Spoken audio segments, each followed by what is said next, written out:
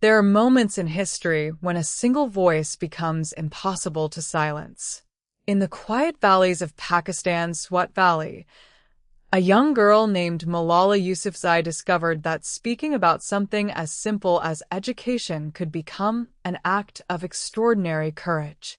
Born in Mingora in 1997, Malala grew up in a family that valued learning. Her father, Jiauddin Yousafzai, was an educator who ran a school and encouraged his daughter to speak openly about the world around her. But the Swat Valley was changing. As the Pakistani Taliban expanded their influence in the region, fear began to enter everyday life. Schools for girls were threatened, music was restricted, and many families were forced to make difficult choices about their children's education. Malala, however, refused to accept that being a girl should determine whether she could learn. As a schoolgirl, she began speaking publicly about the importance of education. She later shared her experiences through a BBC Urdu diary written under the pseudonym Gul Makai. Her words described what it was like to live in a place where attending school could suddenly become an act of defiance. Her voice reached far beyond the Swat Valley, attracting international attention while she was still a teenager. Then, on October 9, 2012, her life changed forever. While traveling home from school in Mingora, Malala was targeted by a Taliban gunman and seriously wounded. The attack shocked Pakistan and the world. Yet what followed was not the silence her attackers may have expected. Malala survived, received medical treatment in the United Kingdom, and gradually returned to public life with an even stronger commitment to education. Her story had transformed from that of a courageous schoolgirl into an international symbol of the struggle for every child's right to learn. But Malala's story was never only about one girl. It was about an entire generation of children growing up in a place where the simple act of going to school could carry enormous risks. As the Taliban tightened their control over parts of Swat Valley, ordinary life became increasingly uncertain.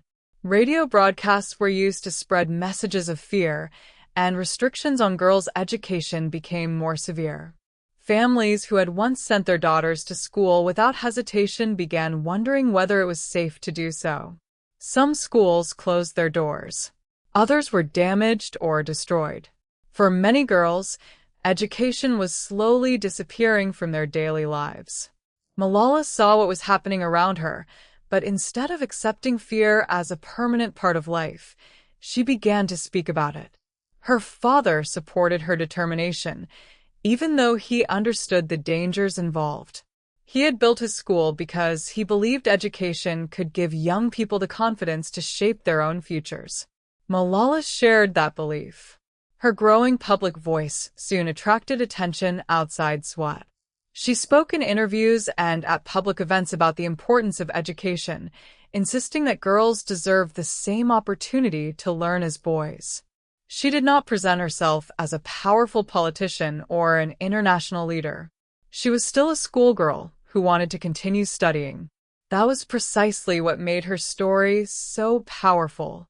Around the world, people began hearing about a young girl from Pakistan who was refusing to surrender her education. But with recognition came danger. The more visible Malala became, the more vulnerable she was. By 2012, the atmosphere in Swat had become increasingly tense. Malala continued attending school despite the threats surrounding her. For her, the classroom represented more than books and examinations. It represented freedom, opportunity, and the right to imagine a different future. Then came October 9, 2012. What began as an ordinary journey home from school would become the moment that changed Malala's life forever. On that day, a gunman stopped the school bus and asked for her by name. Within seconds, a young girl who had spent years speaking about the right to education was fighting for her own life. The world was about to discover that silencing Malala would not be as simple as pulling a trigger. The attack on October 9, 2012, was meant to end Malala Yousafzai's voice. Instead, It became the beginning of a new chapter that would take her story far beyond the mountains of Swat. After she was shot, Malala was rushed for emergency medical treatment. Her condition was critical, and doctors worked to save her life. As news of the attack spread, people across Pakistan and around the world reacted with shock. What had happened to a schoolgirl simply because she spoke about education became an international story. Malala was eventually transferred to the United Kingdom for specialized medical care. At Birmingham's Queen Elizabeth Hospital, doctors continued treating her injuries. Her recovery was difficult and uncertain, but gradually, she began to regain her strength. For her family, those days were filled with fear, hope, and unanswered questions about what the future would bring. Then came a moment that surprised many people. Malala began speaking again. Her voice, once carried through a small school in Swat, was now reaching an international audience. She did not abandon the message that had made her a target. Instead, she became even more determined to defend the right of children everywhere to receive an education. On July 12, 2013, her 16th birthday, Malala addressed the United Nations in New York. Standing before world leaders and representatives from different countries, she spoke about education, courage, and the power of young people. Her message was simple but powerful. Extremists could attack a person, but they could not defeat an idea. Her words turned Malala into one of the world's most recognizable advocates for girls' education. She continued her education while also traveling internationally, meeting political leaders, activists, students, and young people who shared her belief in education. In 2014, her journey reached another historic moment when she was awarded the Nobel Peace Prize alongside Indian activist Kailash Satyarthi. At just 17 years old, Malala became the youngest Nobel laureate in history. But the Nobel Prize was not the end of her story. It was another beginning. Behind the international recognition was still the same young woman who wanted to study, build a future, and make sure that other girls could have the same opportunity. Her journey had moved from a school in Swat to the world stage, but the central idea had never changed. Education was not simply something she wanted for herself. It was something she believed every child deserved. Years after the attack that nearly took her life, Malala Yousafzai's story had become much larger than the place where it began. She was no longer simply the schoolgirl from Swat who wanted to continue her education. She had become a global advocate for children whose voices were often ignored, especially girls who were still being denied the chance to enter a classroom. But behind the speeches, awards, and international attention was a deeply personal journey. Malala continued her education while carrying the memory of everything she had experienced. She studied, traveled, met students around the world, and continued speaking about the importance of learning. Through the Malala Fund, she and others worked to support education for girls and to draw attention to the barriers that keep millions of children away from school. Her journey also carried a powerful reminder about the meaning of courage. Courage did not mean that Malala had never been afraid. It meant that fear did not decide what she would do next.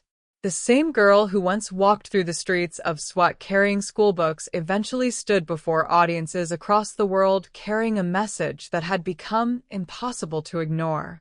Her story also changed the way many people viewed the struggle for girls' education. It showed that education is not simply about classrooms, exams, or textbooks. For millions of children, it can represent independence, opportunity, dignity, and the ability to choose their own future.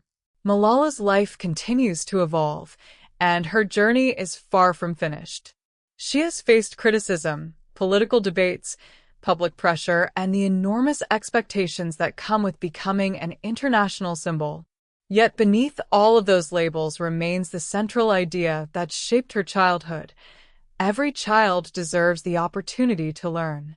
From a school in the Swat Valley to the halls of the United Nations, Malala's journey became a story about what can happen when one voice refuses to disappear.